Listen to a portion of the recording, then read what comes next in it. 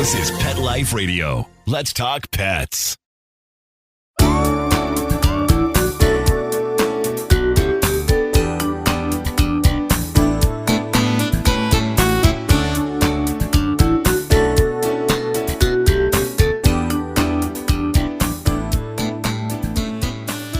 Hi, welcome to Rappaport to the Rescue. I'm Jill Rappaport. Adoption and rescue are my oxygen. So to be given this opportunity to have this show, to have this forum, and to interview some of the most amazing people in the country who are doing so much to help animals in need is truly a gift to me. If you know anything about me, I am the proud pet parent to 6 rescues.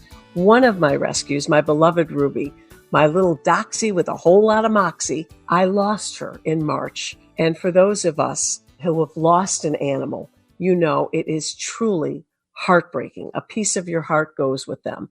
I dedicated my first show to her. And I always say I'm the proud pet parent to 6 rescues because she will always be with me. We have the most amazing show today. I am so excited to have on the legendary newsman. He has been doing this job for 46 years in New York City. And Chuck Scarborough will be with us today, along with his beautiful wife, Ellen.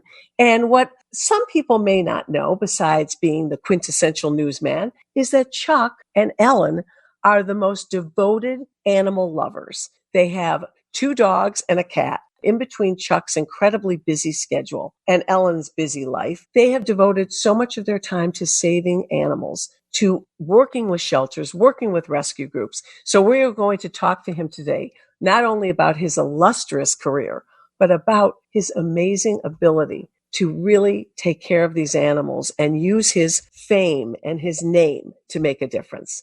I will also be joined today with my dear friend, the Broadway renowned trainer, the one and only Bill Berloni, and we will be calling this section of the show the Jill and Bill section.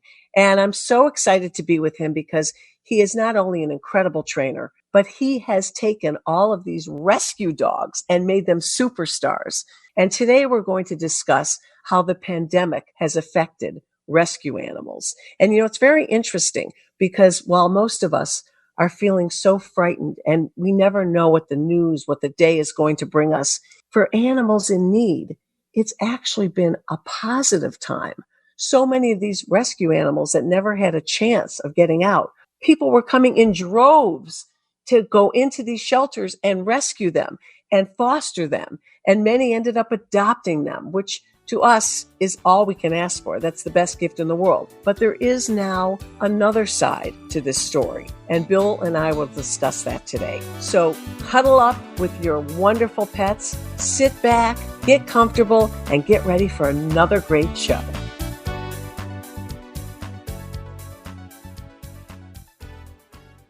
Spanning the planet. You've landed at the pet entertainment center of the universe. Alert the paparazzi. This is Pet Life Radio, the ultimate animal adventure. Let's talk pets on PetLifeRadio.com.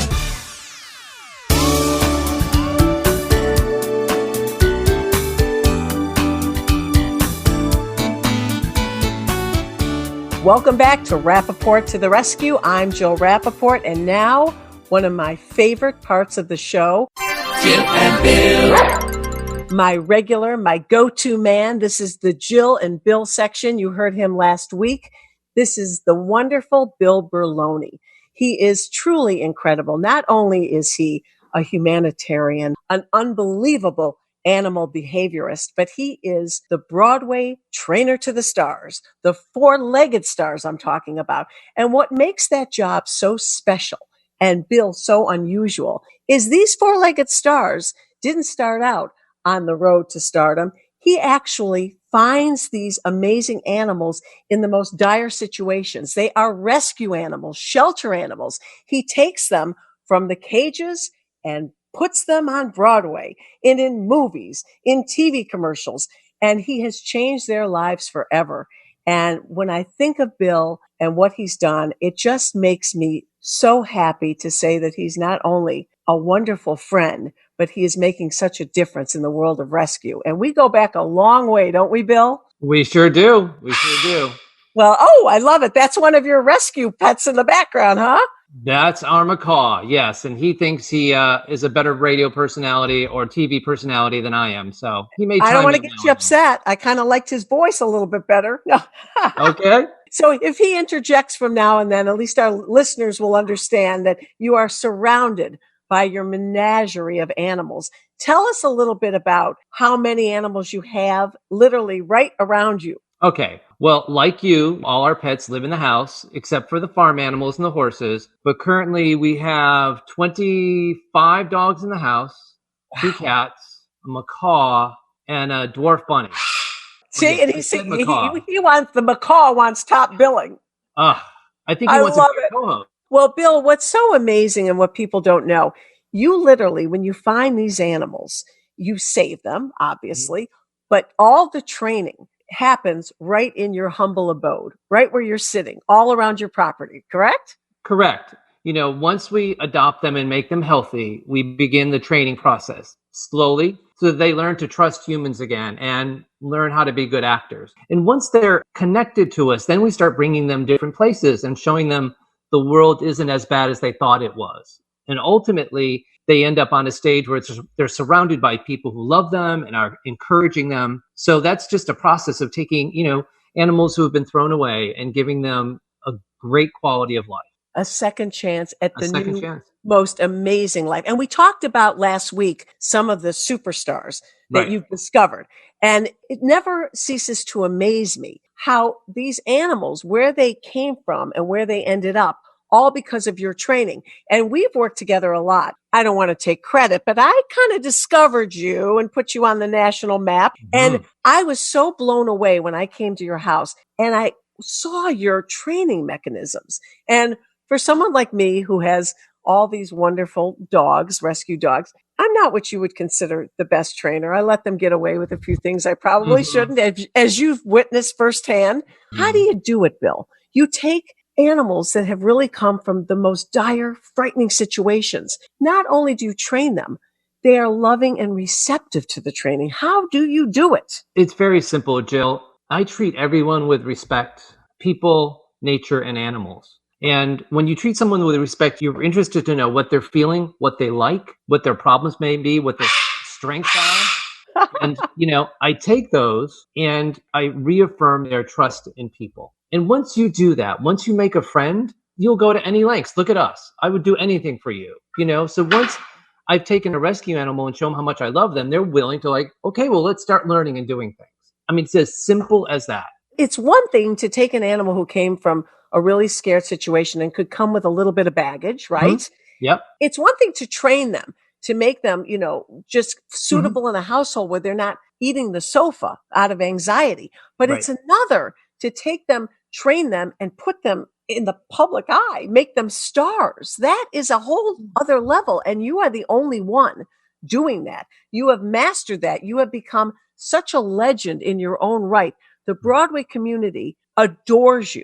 They love you. And everyone, when I mention your name, their immediate smile comes over their face because people cannot believe what you've been able to accomplish with these animals in need. And that's why we're a good team, because you do it in the bigger media. You bring the message of rescue to everyone. Ever since I've known you, you've been passionate about it. So yeah, I feel gifted to be able to do that. I mean, what a life I have to be surrounded by these creatures, and even when they retire, they teach us things. They don't just become entertainers, but we also give them a forever home until their time is up. And I have a bulldog. His name is Romeo. I adopted him from the Associated Humane Society in downtown Newark. He was a junkyard dog that was confiscated by the police, right? He was dirty. His eyes were swollen shut. And I was looking for a dog for Legally Blonde, the musical. And I went to Newark and saw him, and he was in such pain. But when I petted him, he sort of looked up at me and said, thank you. And that's why I called him Romeo, because he just loves everybody. Had a great career. He retired about a year ago, and the damage to his eyes have made him completely blind now. Oh. In the last week, he's completely blind. But you know what? He doesn't feel sorry for himself. No, he tells everybody he's legally blind now, right? Right. I was thinking that, you're going to get depressed. No. He's like, I'm okay. Where's life? Just show me where the food is. How do I go outside? Exactly, Bill. I've always said that. All animals, all these wonderful creatures want is love. They want food. They don't want to be in pain, and they're happy. I have a dog right now that's battling cancer, and you would never know it. His tail wags when he sees me. He can't wait to eat that food. He gives me his kisses because they just want to be loved and comforted. And as long as they're not in pain, they're happy. And isn't it an amazing lesson that we can learn from our animals? They teach us so much because they don't care how they look, how much money somebody has, or where somebody lives, or what their job is in society. They just want unconditional love and they want to give it back. Exactly. Our animals give us, they're our best teachers, right, Bill? Exactly. I tell people they have to listen to their dog because they're talking all the time. And people will go, no, he's just sitting there looking at me. I'm like, yes, he's telling you something. He's looking at you with love. He's looking at you with, I'm hungry. I mean, he's talking to you, and we have to learn to listen to each other, listen to our animal. And what about with what's going on now with the pandemic? For us humans, it's been the most frightening thing we've ever experienced in our lives. And yet there was a bright light at the end of the tunnel for animals in need. We had record number of fostering. Hopefully those will turn into adoptions. This was amazing news. It made news every night. This was a huge story. They were showing shelters with people applauding. That was the first time ever in the history of that shelter where the cages were empty. But Bill, there is another side to this story now. What's going to happen now that the country is opening up again? People will be going back to work. That literally they were staying home with that rescue animal, that foster animal 24/7. All of a sudden, they're going to start leaving, spending more time apart. And let's be honest, people have lost their jobs. What about paying for these animals? When they get sick, how is all of this going to affect these animals? What is the other side of this story? Well, the other side of the story is that it's, again, a great social experiment that we don't know how it's going to end up. The fact that people had to stop and recognize I'm missing something in my life and I'm going to adopt a pet. How wonderful, that it took a pandemic to stop people to think about that. But again, it's a huge responsibility. You and I know that. And I'm hoping that when people do go back to work, it won't have just been a thing that comforted me through the pandemic, that they realize the love that they have. But there are two things that I believe are going to happen, and it worries me. Our pets think the pandemic is heaven. Right. All of a sudden, we're all together all the time. That's all they want.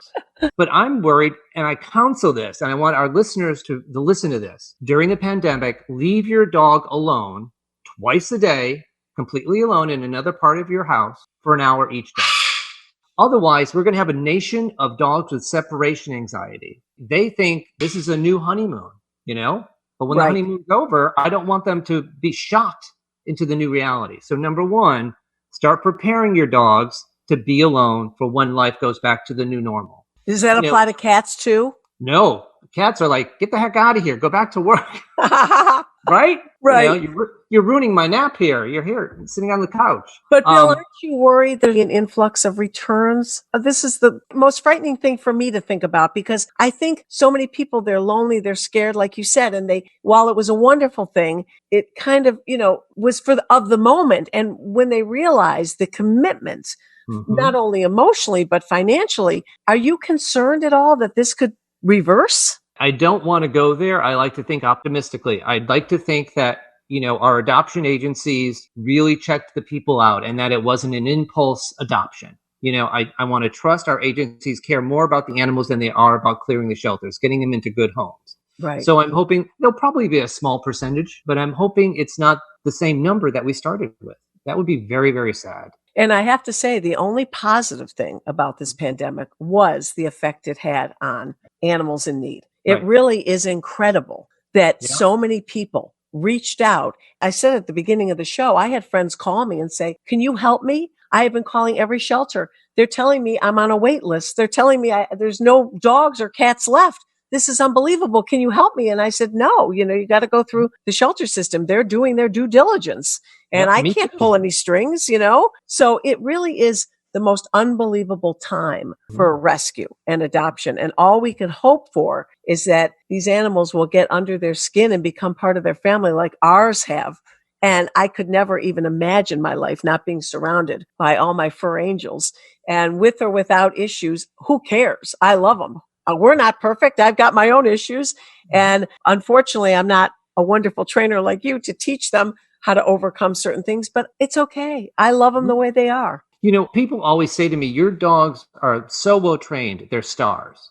And my response is, are you happy with your dog? Is your dog happy? Because then he's the star of your home. Your animals don't need to be trained anymore. They're happy, and people put these high expectations, But to me, if a dog is happy in its home, that's the best training people can do. Well, that is a wonderful note to end on, Bill. And again, so happy to have you back with me. And you will be here every week for our wonderful Jill and Bill segment. And such a pleasure, such a joy. I can't wait to hear what you're up to next week, what animals you're working with, what projects you're working on. You're truly amazing. You really put the H in humanitarian.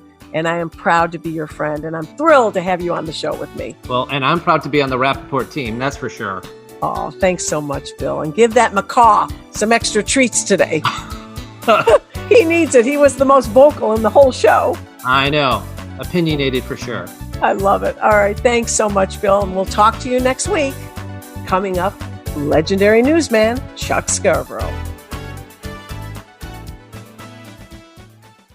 Want to know who the latest trendsetters are in Hollywood? How about Irish setters? Find out who's been spotted with Spot, chowing with their chow, and shopping for Gucci with their Poochie. Get the scoop on all the latest celebrity pet patter right here. Pet Life Radio. Let's talk pets. Let's talk pets. Let's talk pets On Pet Life Radio. Pet Life Radio. PetLifeRadio.com.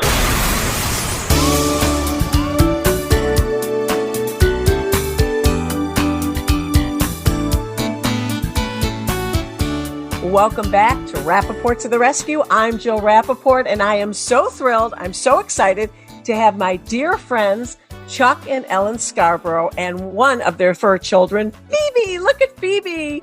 She's a superstar. She's unreliable here. She may not make it through the interview or the next couple of minutes. I don't know. Oh, I love it. Well, for those of you who can't see this, she is just cuddling up to them, and she is so adorable.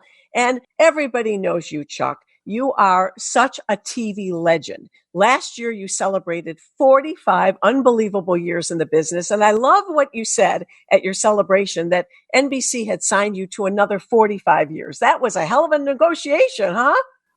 It was. It was actually probably even better than the one Gabe Pressman had, which was a lifetime employment contract. Yeah, that's what you got to go for in this business, right? And here you've just literally finished your 46th year. Your anniversary's in March. And it's so amazing to me because you have covered every story, every type of story, happy, sad, but we all know we have never lived through anything quite like this.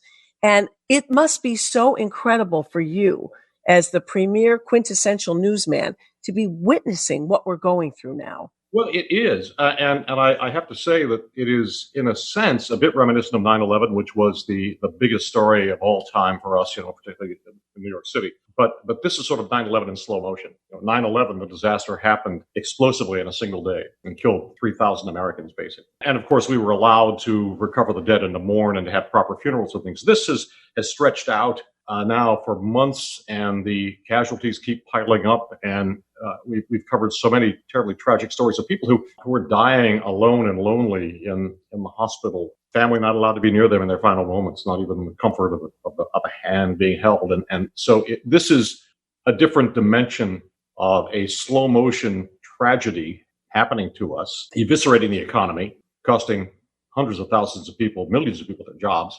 Hopefully, we're going to come out of it quickly. We will come out of it. We always do. We always bounce back. I mean, you and I have been through a number of these crises in New York City and in the nation where it looked awfully dark and the future looked grim, thinking of the bankruptcy of New York in 1975 and the various market crashes that have had people talking about the end of New York and the end of the world. But the fact is that we come back. We're resilient, and we're working our way through this. We're reopening slowly here across the nation. We are racing to develop vaccines and treatments, and the stuff I read about that is quite promising. So I think that you're going to see a rebound, and hopefully it'll be fairly soon. Well, and there has been one bright light in this horrible time that we're living through, and that is what has happened for rescue animals. We are seeing a record number of fosters, adoptions. There are shelters across the country for the first time in their history are showing empty cages. And what many people might not know about you and your beautiful wife, Ellen, that you are huge animal advocates. You have done so much for animals in need. You work with ARF, you work with the Wildlife Rescue Fund in the Hamptons. And what do you feel about that? It really is incredible that during this pandemic, rescue animals have really gotten a second chance and a new life. Sure. Well, Ellen, you were just talking to the folks at ARF. Yes, the director at ARF, Scott Howe. He said that by mid-March, all the puppies were gone. And a few weeks later, they had all the adult dogs out in foster. And then it gave them a great amount of time to spend with the animals that have, some issues where they're shy or they have food guarding issues. And they've had wonderful success. And they've gotten animals out of there that have been there 6 months or a year that, they wouldn't have had this opportunity to spend so much time with them. I do worry because those of us, our animals are our children. They're our lives.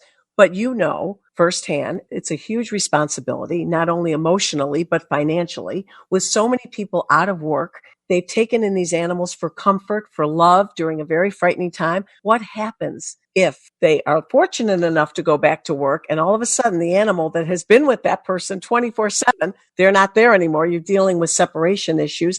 What about people who all of a sudden end up with vet bills that are out of work and don't go back to work? How do they deal with that? I worry that we can see a reverse here. There are two great new programs that ARF has just started.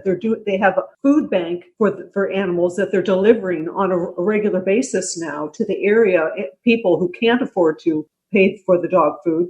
And also they have a foundation who's offered to do free vaccines for area dogs. And so that also gives them a little physical before they get a vaccine. So there's all these opportunities for people who maybe can't quite make it happen. Yes, so that we can ensure that they'll stay in their homes. We have this phenomenon in the summer out in the Hamptons where people do a summer adoption. They think it's kind of cute to be out there and have a pet for the summer, and then they surrender the pet at the end of the summer. It's very tragic. That's deserted. Which is beyond me how anybody could possibly do that, because I get attached in about a day to a stray animal. But we at NBC, we have a program too, and looking ahead, trying to head this off. We have a Clear the Shelters program that we do one day every year. And it's been really successful. We have, over the last 5 years, we've found permanent homes for nationwide, 250,000 people. Yeah, I'd like to do that. They're people to us. And, we've found in just the tri-state area, we've had adoptions of 28,000 pets. So it's been a good program, but we've modified it this year because of the pandemic, because of the unusual circumstances, because of this rush of adoption that's emptied out a lot of shelters already, a concern that those pets are going to be coming back in. And we also want people to be able to take the time to apply properly, make appointments so they aren't exposing themselves to the virus, and to make sure that the shelters have plenty of time to go through the proper process, the proper vetting. So instead of one day, we're doing it for an entire month, the month of August. We're going to have a Clear the Shelters program. And shelters can sign up to join. There is no requirement. We urge them not to in any way change their usual vetting of people who are adopting. And you can go to cleartheshelters.com if you are a shelter, or if you are interested in adopting, you can figure out exactly how you're going to do it. How wonderful to devote 30 days to literally trying to not only secure animals in a home, but to open up so that people have time. That one day, as great as an initiative as it is, it's like one day, oh my goodness, I have to go there. I've got to do it today. This gives people time. That's a wonderful thing that they're doing. That is really going to be very special. I think it's going to make a huge difference this year, don't you? Yeah, very proud of my company. That's really great. And, knowing you the way I do, and Chuck, I was telling a little bit in the beginning of the show when I first, when I moved to New York, you were the guy, and you still are the guy. When it comes to news, there's only one place, one person to watch, and you're it.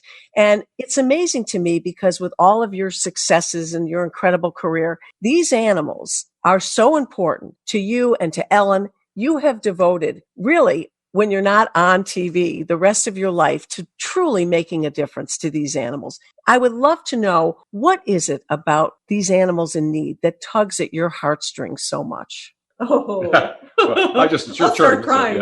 I know. He can I do know. it. Oh, no, that's okay, Ellen. I'm crying because I know how much you two do, and it really is amazing. But Well, it right. comes from so deep within. I like in a co-anchor situation, I always like to give my co-anchor a fair amount of time. He's deferring to me, but for me, it started when I was about 3 years old, and my grandparents asked me what kind of a dog I'd like. They thought it was time for me to have a puppy, and I said a red one. And they found a Cocker Spaniel that looked kind of red, so it was named Taffy. So from that point on, from that very first dog, through a series of dogs all my life, I've just been nuts about animals and pets and how they enrich your life and how much they bring. Cat too. Before you met me. Yeah. Your cat is joined the your cat doesn't know he's a cat. Trust me, I've seen firsthand. This cat is unbelievable. He really thinks he is human, and what he does is truly amazing, right? Yeah, we've had a couple of amazing cats. On the other side of this passion for the creatures with whom we share the planet, that both Ellen and I share, is in my business. I see a lot of the dark side. I see a lot of the things, all the cruelty. These are stories that pop up, and this is something that just breaks my heart when I see these stories. And that's part of what we do. Part of our campaign is obviously to try to stop animal cruelty, to stop the crackdown on puppy mills, and certainly on the fighting dogs and things that are so awful, to protect the animals out there from abuse. But Ellen, also the two of you mentioned ARF, and again, that's Animal Rescue Fund of the Hamptons. You're so involved with so many causes. It's not just about protecting the animals from abuse, but what about focusing on rescue and adoption? I mean, that is such a primary part of your lives. Well, and also neutering has to be an important part of the whole process, because you can never keep up with all the births. But since I was a little girl, my family always, any cat that showed up at the door, probably mostly cats, other animals, they would become a family member. And my parents were both really, see, I told you I couldn't do this. Oh, that's okay. Of course you're emotional. You love these animals. They're our children, right? I know. And, having known Ellen and Chuck for so long and seeing them with their animals, it really is such a beautiful thing, because I'll be talking to Ellen on the phone and we don't even get a sentence out where she's like, oh, look at Phoebe. Look what, she's like so excited talking about every animal, what they're doing. We went running today. We went on the beach today. I mean, these animals, your pets have such a beautiful life. You have given your lives to their lives. And it's such a wonderful message to tell people, because there's so many like your pets waiting in shelters across the country. And if people only knew the wonderful, beautiful souls that are behind those cages, to just get them out and give them a chance, they would enhance their own lives so deeply. Don't you agree? Yourself a huge favor. There's no joy like seeing a cat do something silly, the dogs do something silly. They're just loving, adorable, and free spirits. And I can't think of anything else except for my dear husband. That gives me such joy. And by the way, without trying to embarrass you, your hair looks very good. And from what I understand, Chuck, you played a hand in that. I understand you helped up with a little touch-up of Ellen's hair color. He cuts his own hair, too. Yeah. I'm opening a shop. Mr. Charles. Oh, I was going to say, you really are the Renaissance man, aren't you? Look, I've got my studio a couple of rooms away here, and I'm turning on my own lights, my own camera, printing my own copy, writing my stuff ready for the broadcast single-handedly. So what's a little hair touch-up? Huh? Listen, when Ellen told me that, I always loved you. But after Ellen told me that you actually helped her dye her hair, I said, this is my dream man. He is truly the ultimate, quintessential newsman. Now he's a hairdresser, the animal rescuer. I mean, you are perfect, Chuck. What can I say?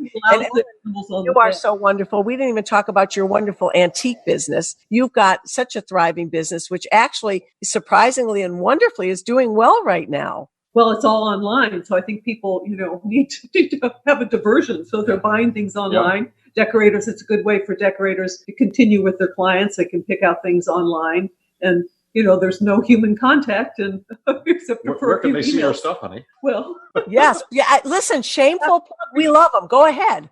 We have 3 barns full of, I have 3 barns full of antiques here in Stamford, Connecticut, that are by appointment. But most of it's online on First Dibs and Cherish. And under what name can people find your beautiful products? Ellen Ward, Scarborough Antiques. Okay. Well, it's so great because you're able to stay at home on your farm with your animals, have this business. Chuck's now at home broadcasting. And I have to ask you on the last question, what is it like having him around 24/7? Be honest. It's really wonderful. We don't have to run off to a lot of commitments. And, we're home with the animals. This place is absolutely heaven on earth where we are in Connecticut. The dogs are in the water all the time, the stream and the river. And Chuck's, he goes off to the library and does his thing for a couple of hours. And then really, Chuck, that's really wonderful. I'm going to Go tell ahead. you a story about being here, cooped up here, taking the dogs for additional cooped walks. up, he calls it. Yeah. So we have 2 dogs. You met Phoebe, and Phoebe came from a roadside in Texas as a pup. She was abandoned, dropped off on a roadside with her sister. We have a dog from South Carolina called Emma, and I was out walking with Phoebe and heard Emma barking in the distance out here, walking along a little trail out right in that direction. And I was trying to figure out where she was. It was far off. And I realized as I was walking along the trail that she wasn't really far off. She was underneath me. Oh, no. Underground. She had No. in after something, looking for some creature out there. And there was some burrow under a stump that she had crawled into. It was barking at whatever it was. So I had to call her out of the hole. But it was hysterical. Well, people see you on TV. You're always composed. You're just so elegant, so perfect. But if they could see you with your animals, you're like a little boy in a toy shop. You really are. You get on your hands and knees. You are kissing them, cuddling them. It's a whole other side to Chuck Scarborough. Well, Jill, thank you for everything you do for animals too. Yes, you and I amazing. You and I have shared some events together from the animals. I know how much you love animals and how much Yes. for that. And thank you very much. Well, listen, I cannot thank you enough for being on my show. This means so much to me. I love you both. I love what you do for animals. I love what you do on the air, Chuck. And I love what a great husband you are. During quarantine, a lot of people are ready to kill each other. And you two are like the quintessential perfect couple doing each other's hair. I mean, does it get better than this? He does his and mine. I don't do his. Yeah, I do mine. Oh, okay. Good to know. But I'm so glad that you are doing so well together. And again, thank you so much for being here and for what you do for animals in need. And I know that they are so appreciative, but what they give back to you is the best gift of all, isn't it? Yes, thanks, Jill. Thank you. Thank Jill. you so much.